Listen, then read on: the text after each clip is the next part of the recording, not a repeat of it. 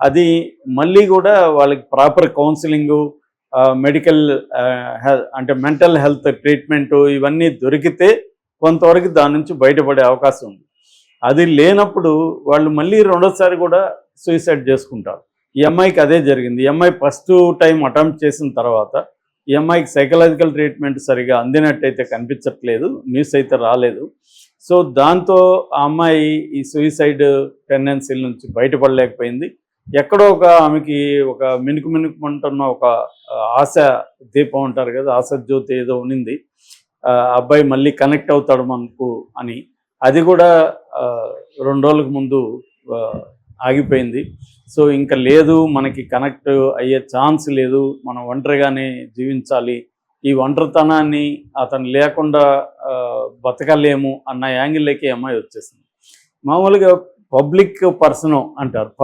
ఈ public person అనేది ఏంటంటే పాపులర్ అయిపోతారు కదా. వీళ్ళు పాపులర్ అయిపోయినప్పుడు వీళ్ళకి ఇంకొన్ని అదనపు యాంగ్జైటీ, డిప్రెషన్ ఇష్యూస్ ఉంటాయనేది కూడా సైకలాజికల్ స్టడీస్ చెప్తున్నాయి. ఎందుకంటే వీళ్ళకి వ్యాలిడేషన్ కోరుకుంటారు. వ్యాలిడేషన్ అంటే ఇతరులు వీళ్ళు చేసేది బాగుంది, గ్రేట్ అని చెప్తూ ఉండాలి నిరంతరం. అప్పుడే వీళ్ళకి హ్యాపీగా ఫీల్ అవుతారు. ఎవరైనా విమర్శించినా తట్టుకోలేరు, లేకపోతే నెగిటివ్గా మాట్లాడినా వీళ్ళకి డిప్రెషన్ వస్తుంది. లేదు, వీళ్ళు పెట్టిన పోస్ట్కి ఎక్కువ లైక్లు రాకపోయినా, లేకపోతే ఎక్కువ మంది చూడకపోయినా కూడా వీళ్ళకి డిప్రెషన్ వస్తుంది. అలా అటాచ్ అయిపోయి ఉంటారు, పబ్లిక్ ఇమేజ్కి వీళ్ళకి అటాచ్ అయిపోయి ఉంటారు. సో ఇలాంటి వాళ్ళకి కూడా పర్సనల్ లైఫ్లో ఏదైనా ప్రాబ్లమ్స్ వస్తే తన పబ్లిక్ ఇమేజ్ ఎక్కువ ఉంటుంది, తాము ఎక్కువగా ఊహించుకుంటారు. వీళ్ళని నువ్వు నా ఇన్స్పిరేషన్ అనో, లేకపోతే నీ వీడియోలు చూసి నాకు చాలా హ్యాపీగా ఉందనో, ఇవన్నీ కామెంట్లు పెడుతుంటారు. ఇలాగా వీళ్ళు ఒక ట్రాప్లోకి, పబ్లిక్ ఇమేజ్ అనే ఒక ఇమేజ్ ట్రాప్ అంటారు, ఇమేజ్ ట్రాప్లోకి వెళ్ళిపోయినప్పుడు పర్సనల్ లైఫ్లో చిన్న నెగిటివ్ జరిగినా వాళ్ళు తట్టుకోలేని పరిస్థితి ఉండే అవకాశాలు ఎక్కువగా ఉంటాయన్నమాట. దానివల్ల ఇలాంటి వాళ్ళు ఇంకా ఎక్కువగా సూసైడ్లు చేసుకునే అవకాశాలు ఉన్నాయి.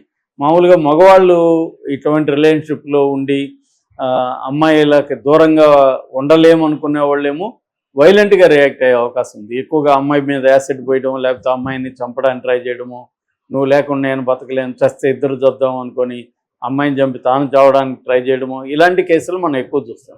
అమ్మాయిల విషయానికి వస్తే అబ్బాయిల మీద అటాక్, యాసిడ్లు పోయడము, లేకపోతే కత్తులతో పొడవడం, ఇది వెరీ వెరీ రేర్ లవర్స్కి సంబంధించి. పెళ్ళైన వాళ్ళు ప్లాన్ చేసుకొని లవర్స్తో కలిపి కేసులు చూస్తున్నాం. కానీ ఇటువంటి ఒక ఫ్యూజన్లో ఉండే అమ్మాయిలు, నువ్వు లేకపోతే నేనులని ఈ అమ్మాయి వెళ్ళి అఖిల్ రెడ్డిని పొడవడము, లేకపోతే అతని మీద యాసిడ్ పోయడము, అంటే నాకు దక్కని వాడు నువ్వు ఎవరికి దక్కకూడదు అనుకోవడము, అది చేయలేదు. సో జనరల్గా కూడా ట్రెండ్గా మనం గమనిస్తే అమ్మాయిలు ఎక్కువగా ఇలాంటి సిచ్యువేషన్ ఉన్నప్పుడు ఆత్మహత్యలు చేసుకోవడం అనేది జరుగుతుంది. అందుకనే ఇక్కడ పేరెంట్స్ కావచ్చు, వాళ్ళ బంధువులు కావచ్చు, వాళ్ళు అంటే ఏమేమి చేశారనేది మనకు తెలియదు కాబట్టి మనం కామెంట్ చేయలేము ఈ పర్టికులర్ ఇష్యూలో. కానీ మామూలుగా ఇలాంటి కేసులు ఉన్నప్పుడు ఒకసారి సూసైడ్ అటెంప్ట్ చేసినప్పుడు సీరియస్గా తీసుకొని వాళ్ళకి ట్రీట్మెంట్ ఇవ్వాల్సిన అవసరం ఉంది. నాకు తెలిసిన ఒక అతను స్కిజోప్రేనియా వచ్చి 4 సార్లు సూసైడ్ అటెంప్ట్ చేశాడు.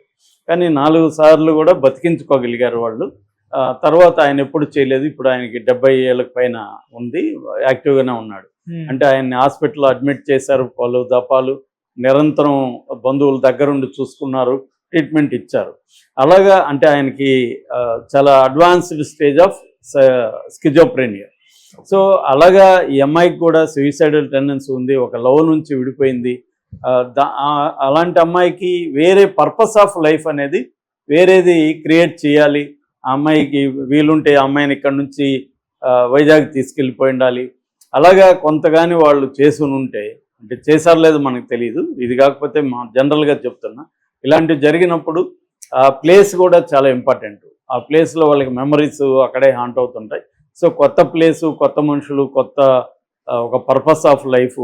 ఎందుకంటే ఒక మనిషి వల్లనే ఈ అమ్మాయి జీవితం అనేది ఇది కాదు. కానీ ఆ ఏజ్లో ఏమనిపిస్తుంది అంటే అతను లేకపోతే నేను నా లోకం అంతా ఇంక లేదు అనే ఒక దీంట్లోకి వీళ్ళు వెళ్ళిపోతారు. ఆ ఫేజ్ దాటినాక వాళ్ళే నవ్వుకోవచ్చు, మనం అప్పుడు ఇలాగా ఇంత మూర్ఖంగా ఆలోచించామా అనుకోవచ్చు. ఎందుకంటే వేరే పర్పస్, వేరే గోలు లైఫ్లో ఏర్పడతాయి, దానివైపుగా వాళ్ళు వెళ్ళే అవకాశం ఉంది. అఖిల్ రెడ్డి కంటే ఇంకా బెటర్ పర్సన్ ఆ అమ్మాయికి దొరికే ఛాన్స్ కూడా ఉంది. సో అఖిల్ రెడ్డితో జీవితం స్టార్ట్ కాదు, జీవితం అంతము కాదు. కానీ ఆ విషయం ఆ అమ్మాయికి తెలియజెప్పే పరిస్థితి ఉనుంటే ట్రై చేసి కూడా ఉండొచ్చు, ట్రై చేసి కూడా ఫెయిల్ అయిన సంఘటనలు ఉంటాయి. బట్ జనరల్గా అయితే సరైన సైకలాజికల్ కౌన్సిలింగు, ఇంకా సివియర్గా ఉంటే సైకాట్రిస్ట్ దగ్గరికి తీసుకెళ్ళిన మెడికేషన్స్, దగ్గరుండి ఆ అమ్మాయిని చూసుకునేవాళ్ళు, ఇలా ఉంటే కొద్దిగా ఇట్లాంటి ఆత్మహత్యల నుంచి బయటపడేసే మార్గాలు ఉంటాయి. ఏదేమైనా ఒక తెలివైన, అందమైన ఒక అమ్మాయి ఒక అబ్బాయి ప్రేమ కోసం చనిపోవడం అనేది విషాదకరమైన